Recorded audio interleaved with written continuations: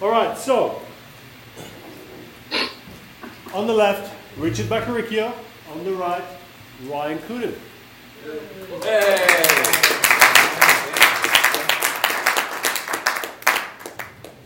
All right, guys. So you went to the whole experience. Maybe to start off, I'd like to hear from you. They've got feedback. Yeah, a bit of feedback here. Yeah, it's going to be hard to have headphones both of you, right? That's impossible. We hear my voice coming back. Let's see how we go. I'll speak more quietly. Would you be able to tell us what the original concept was that you came up with, and then how it developed and where you are today?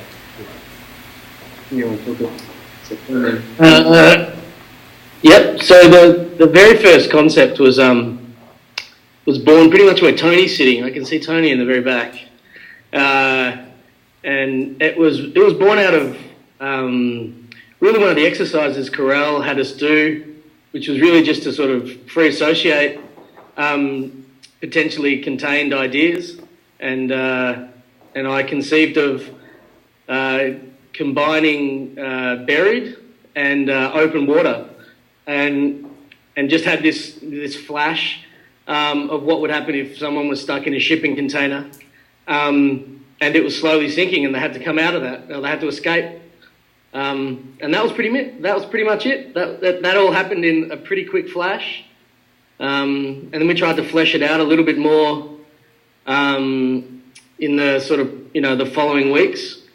And from there, it's the concept itself hasn't changed a great deal, but a lot of the story that is needed to sustain that concept has changed quite a bit.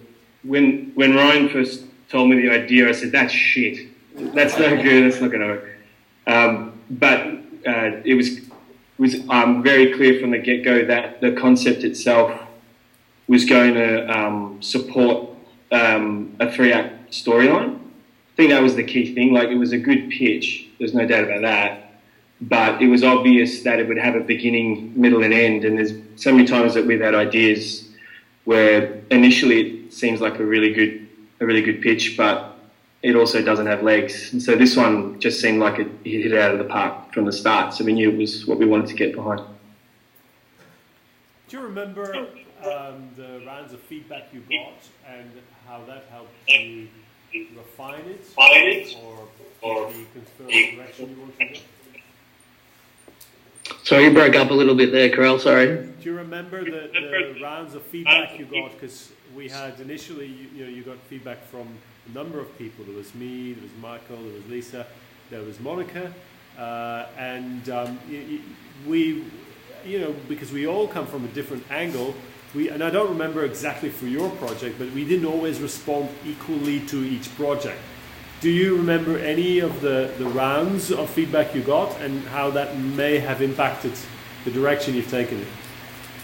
I remember everyone thinking it was the best idea they'd ever heard. Ever, yeah. Well, okay, that's not completely true. Wow, that's exactly how I remember it. No, it was largely very favourable from everyone. I think less so initially, just based on from memory, it was maybe Michael and Lisa who were there in terms of just wondering if there was enough there to sustain a full film. But everyone saw potential in the initial concepts pretty much straight away. There was obvious questions, but I remember thinking like, wow, that was pretty good feedback when I got it. When you say they weren't sure whether it would sustain a full film, could you see that issue back then, and how do you look at it today? I think we're pretty confident. Yeah, I mean, I was still concerned. Richard was less concerned, and I think I've said before, there was a part of me that felt like everyone had sort of drank the Kool-Aid on this idea a little bit. I wasn't sure that it was as good as what people were saying it might have been, and I always knew that ultimately to to confirm that it was a good idea was, we'd need to write a screenplay and have good characters that would sustain that concept. So I think any questions that we had were pretty much answered. Well, not answered, but the concerns were quelled once we did our first run through with the plot. Because that's where the pain is usually. That's where all the hard work is done. We always, we know that's where you're working your craft, and it came out pretty easy. I mean, it's changed. It's gotten better as we've gone, but that first run was pretty painless, and that's when we knew, okay, this should work.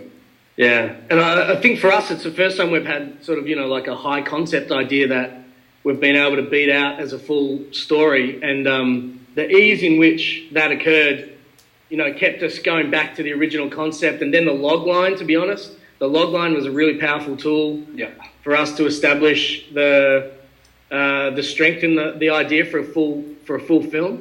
It was a pretty easy process based on how easy that process was from logline, through to synopsis. And all the pain we've had with other ones. Yeah. Were there any other ideas in the room when you heard them? That's going to blow us out of the water. Why are you asking us to answer that? You see, I mean, come on, admit it. We're creative people. We're all like that. We're all in fear that this is a fluke, and other people are far more qualified. And didn't you have that? You're just two wonderful egos. It depends who you're asking. I think we were more concerned with just focusing on what we were doing. We were watching other people pitch, and we had very strong opinions, and with discussions in the breaks about which projects that other people were pitching seemed to be more viable than others. But in regards to how that shaped up with ours, I think probably the only inclination that we had in competition was when Ryan's first pitch got such good feedback, and then we were thinking, wow, I don't remember any other pitches having that much of a supportive response, fairly unilaterally. Yeah, I think for me the pod was my first opportunity to see people pitch, really. I mean, and watch people's pitch develop and grow and receive feedback. So for me, it was kind of a whole new experience. And what I thought gave a really strong pitch sometimes was the performance of the pitch itself. And there was a guy who was sort of sitting over there all the time, who was Andrew. He was just an amazing storyteller verbally, and he gave some amazing pitches. And I remember thinking, wow, I wish I could pitch like him. And I think, his ideas were good, but his ideas were given the best possible platform because of the nature of his pitch as well. So, it's a great opportunity to practice being able to pitch. Yeah. And learn from others too. Yeah. Now, there's something interesting about your background, because you had a short film, Waterborne, which was picked as a Vimeo staff pick, I think the first week of the pod or early in the pod. And Michael Favell came to one of the weekends saying that he had spoken with one of his German buyers who said, bring me a zombie kangaroo and I'll buy it. And that's exactly what you had. What happened there? I mean, it seemed like the market was, that you had the red carpet laid out for you, and that now you're actually working on a different project.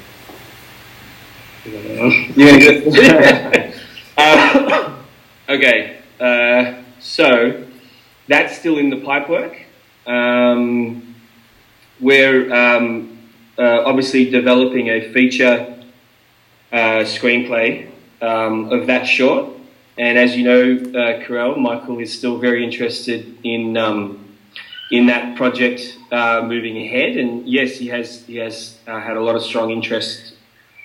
I think not just from Germany, but from a few territories. So, we're gonna put it to bed as soon as we can. The first step, though, is to get contained in the can and then posted. I think once it's in the can, we can start focusing again on refining the screenplay for Waterborne. I mean, we're pretty happy with where it's at. It's more a budget thing now, because when we wrote the second last draft, we priced it in at $9 million, which was ridiculous and made us want to vomit. And then we tried to do it again, and we got it down to, I think, about 3, which was still too high. So we need to do another pass, and I think that pass will be more of a conceptual adjustment.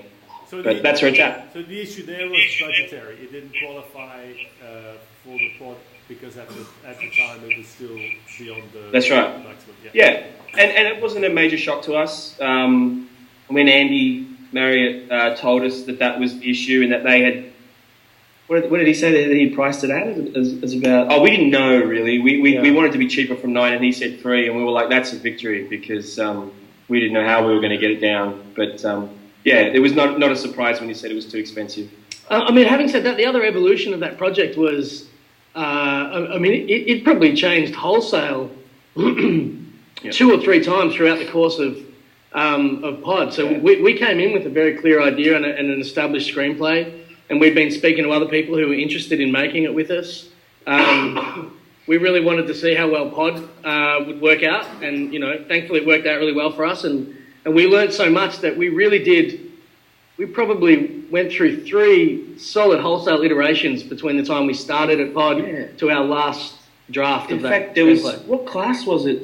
One of the Pod sessions, I can't remember which one it was, and it was just, yet again, I learned something ridiculously important. And then we were outside, just on the campus grounds having a ciggy, and I said, Ryan, I'm going to change the whole pitch based on what we just learned. Because we had like a first half, about a half day of class, and then we were going to pitch in the latter half of the day, and I threw out everything that I was planning to pitch for it, and then pitched based on what we had learned in that class. So it's good to stay fluid, that's for sure.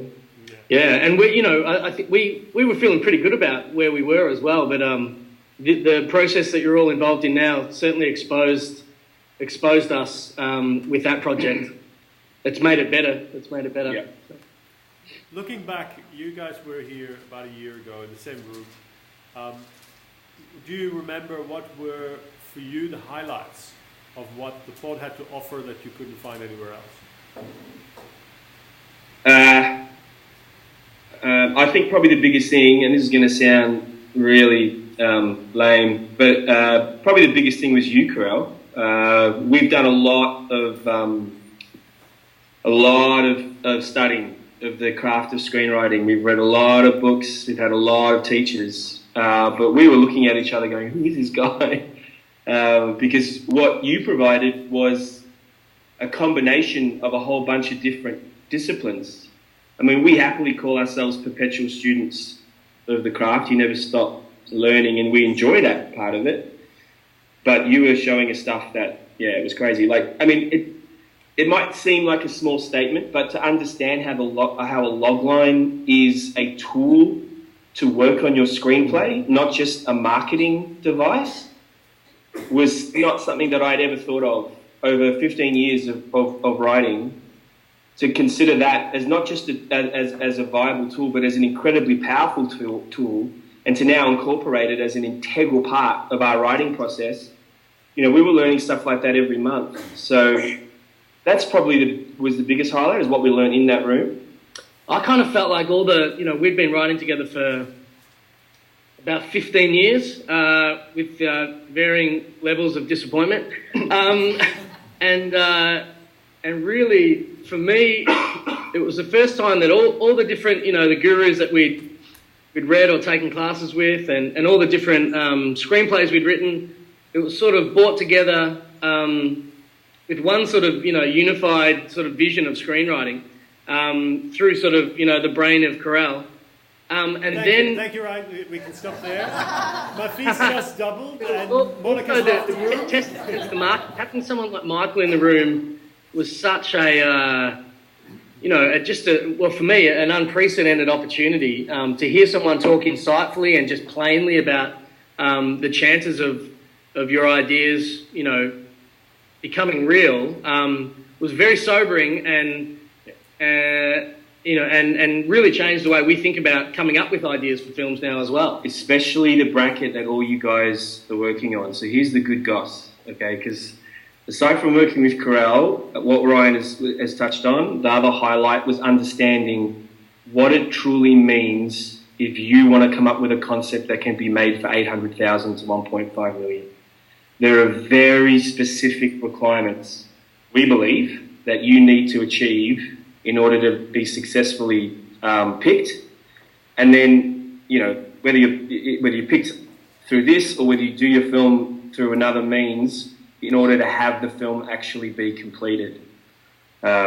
So, you know, the idea about having a concept which is inherently cheap, but the storyline won't make the film look inherently cheap is so important. It needs to be, you know, limited locations, limited setups, as little complexity in the shoot as possible, but that's a choice because that's the best way to tell the story. If you can come up with a concept that allows you to do that, then you are so far ahead of the game. The truth is that we learnt, the big highlight for us is 800 to 1.5. You can't just tell a normal story. You have to want to tell a story that inherently demands you don't spend that much. Because if that's not the case, you're not going to get much luck. Thank you. Now, the pod itself and our workshops here are going to be the same for everyone. Can you tell us a little bit on how you work behind the scenes, how you work together? What's your process getting from one stage to the next? Well, I come up with all the good ideas and then Richard shoots them down. It's an emotionally taxing process. Well, no, I mean, we've always talked about, maybe not always, the last couple of years we've really understood the efficiency of a co-writing partnership and particularly one that's had the foundation, I suppose, of our friendship and our love of films and screenwriting. So we feel like we're able to cut a lot of the shit out just by having very blatant conversations around each other's ideas. We no longer get too offended by someone shit-canning one of our ideas because we can sort of see, you know, the benefits in each other's ideas far quicker than the other person or the pitfalls. So I think it allows us to accelerate that process whereby if you're by yourself, you sort of have to see some of those trains of thoughts through and maybe write some stuff down, leave it, come back to it, whereas we feel like we do that in the matter of, you know, seconds and minutes sometimes. Yeah, so the steps that we follow, which we alluded to before, within that framework, is when we have an idea, we'll logline it. And we'll logline it and make sure it doesn't go over 30 words and make sure that we're hitting the format that Carell taught us to make sure that we have the structural requirements suggested in that logline. You'll get to that. And those that are doing the pod, again, you know what I'm talking about with that logline class. It's awesome. Then once we're satisfied with the logline, we've built ourselves a structural template. So all of the major structural points in a 3-act story, we'll start writing out from the ordinary world, exploration, then inciting incident, refusal of a call, first threshold, all the way through to just before the supreme ordeal. And that's all mechanical plot, not the thematic exploration. So we'll look at that, and then we'll have an idea in our mind about what the theme of the film is going to be.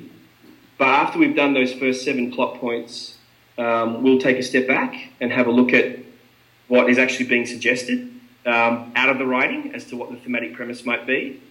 And then if we're happy with that, we might go back and tweak those points and make sure that they are resonating with that thematic premise. And then we'll we'll finish the plot and make sure that the supreme ordeal, more than any other point, absolutely reflects the theme in the way that we want it to. And then it's pretty much a fast run home with the plot. And then once that's done, we'll take all of those plot points and put it into a 1-page synopsis and force ourselves to stick to 1 page, you know, and not use 8-point font. And that really makes sure that we're not writing junk and stuff that isn't relevant, and that we know what our storyline is, and that we're not going off the ranch. And once that one-page synopsis is complete, we'll then do a 4-page synopsis plan, which will list sequences, thematic exploration, links between those sequences, all that kind of jazz. And then we'll push out the synopsis into a 4-pager. And then once that's done, and assuming, well, not assuming, but keep in mind there's multiple drafts because they usually stink when we do them for the first time. Then we'll start doing a scene breakdown, step outline of all the scenes. And then once we're happy with that, we actually start writing pages. So have I pretty much explained exactly how you're going to teach them how to do it, Crowell? So what are the 7 plot points? So you just lost your big commission now. It's the same price as it was before. So what are the 7 plot points that you use? I saw some eyes light up. Yes, The plot points. The 7 plot points are not all of the plot points, but we stop just before the Supreme Ordeal. So it's the ordinary world, it's the inciting incident, it's the first threshold or first act turning point, it's the fun and games and then pursuit of the false victory, it's the midpoint, and then it's the and that obviously has a big realization point for your hero. And then they're following a new path because they've almost learnt their thematic lesson. And then you get to the Supreme Ordeal. Of course, the points after that are the resistance of the call, potentially, if that's what you want to do, again, after the Supreme Ordeal. And then the climax. Climax and aftermath, yeah. Yeah, resolution. Okay, so we'll see to what degree of detail. Did we do a full Hero's Journey class? Did we do that? I don't remember doing that. You can approach it in depth. I mean, don't freak out. Don't freak out. You asking us to not freak out? We'll get you there gradually. And you may or may not adopt Hero's Journey terminology. You can just work in your 3-act structure or your 8-sequence structure. Or just as we during the workshop, we were really looking at just a healthy ebb and flow. Ultimately that's what it comes down to. So the audience has the experience of going from building to climax and then building to climax. And ultimately the terminology that we use is a convention. It's a choice, but you can if you work within a different terminology, that's fine. I'm familiar with most of the going screenwriting theories, and we will not force you to divert from that. You should be able to continue using your own system. Or did you feel that you were forced into any particular direction? Are you asking us? Yeah. You mean like story theory wise? Yeah, because you when I asked you about your process, you went full on into the hero's journey approach, which I believe that's a very, very solid foundation. But there are still today a lot of people who feel a bit uncomfortable having to adopt this what sounds like a very rigid approach to structure. Yeah. Well, we both. I mean, when I first started writing, Richard was my sort of structure guy because I had no idea I'd come from theatre. So he first introduced me to A Hero's Journey, Joseph Campbell and Christopher Vogler. So that was the foundation for us in terms of understanding a lot of story theory vernacular. Having said that, I think we've tried to absorb everyone from McKee and Snyder and Haig, and all of them bring different elements. And then, the Corral-Segers method synthesises all of those and gives you the one true sort of, theory that you need to really commit to understanding. Going up again? It's going up again?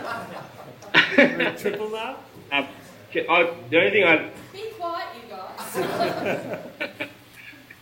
the only thing I'd add to that is that, there's plenty of different structures that are out there, but when it comes to structure, me personally, I'm a bit of a Nazi. I think that if you want to explore a storyline that is not 3 acts, if it's 4 or if it's 2, you need to be master 3-act structure. And the reason why I say that, it's like abstract art. Like, you don't just start trying to make a Picasso-esque canvas. You've got to start with realism. The reason why I believe that is because the vast majority of films that are out there in the market follow 3 acts. And so if you're not going to follow it, that's fine, but understand that that has power. And then that's going to invoke an emotional response from your audience. You need to be able to articulate to yourself, as much as anyone else, what that emotional response will be and why you want them to feel that. And if you can't do that, if you can't explain why you're breaking those golden rules that Campbell has seen is true over all cultures across the world, over all of time, then you probably shouldn't be doing it. But if you can, then great. I'm not going to look at Psycho and say that Hitchcock killing off the hero, the midpoint, I can't remember now, midpoint, was wrong just because that's breaking a rule. He knew what the hell he was doing, and that's cool. But if you don't, then my opinion is stick to the 3 acts. Thanks, guys. Wonderful advice. Just before we leave after a weekend in Canberra, you may want to give some people some advice. What did you guys do at night? If you don't go to the Bent Spoke Brewery with members, then you're just not experiencing pod. Tony and Tim will show you. Yeah. Indeed. You should check out your Facebook more often, guys. Yeah. Oh, okay. Other than that, we didn't do a hell of a lot, to be honest. No, we always drove, we'd always have driven 7 hours and then be preparing to drive another 7 hours back to Melbourne, so yeah, we're pretty old and boring. But I would say, as awkward as it is the first sort of weekend, really be nice to each other, because there'll be so many people in that room that you'll be able to build relationships with that, won't just make your life better, but will make your writing better. And I certainly feel, I really feel like we're missing out not being there this time. I would love to do it again. It was such a great experience, learning everything that we learned, but really just hanging out in a room with people that love story and want to learn about screenwriting and making films like that. It's such a rare thing, I think. So really enjoy that and get to know one another as much as you can, because there'll be amazing relationships that form that will help you tell better stories ultimately. Yeah, totally. Like, enjoy the moment. I mean, just think about it. You are in that room right now, and 4 of your ideas are going to get selected to be made into a film. Like, are you kidding me? That's insane. Yeah, Where can you do that? And you're going to be doing that in an environment that's nurturing, as well as competitive, but for the most part, nurturing. You're going to learn more in a short period of time than you have up until this point, I guarantee it. And so, yeah, the big advice is just savor it. Yeah. It's so cool. Fantastic. Thanks so much, guys. And you know what? This year's pod is going to be even better than you did. We'll see. And we're going to keep a close eye on Contain, obviously. We'll touch base a few more times in the course of the pod. Thank you. Yeah. Look after yourself. Great to chat. Bye.